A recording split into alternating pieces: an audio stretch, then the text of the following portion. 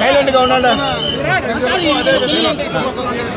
ప్రజానీకానికి కూడా గంగమ్మ జాతర శుభాకాంక్షలు తెలియజేసుకుంటున్నా.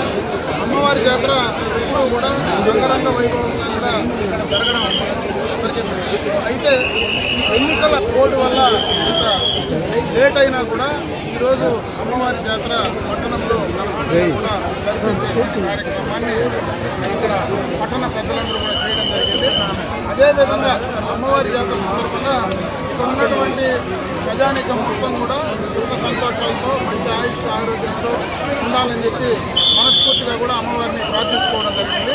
అదేవిధంగా భవిష్యత్తులో కూడా అమ్మవారి కృప అందరికీ కూడా ఈ యొక్క పట్టణ పరిధిలో కావచ్చు, నియోజకవర్గ పరిధిలో కావచ్చు, అమ్మవారి కృప అందరిపైన చల్లగా ఉండాలని చెప్పి మనస్ఫూర్తిగా కూడా అమ్మవారిని కోరుకుంటూ సెలవు తీసుకుంటాం.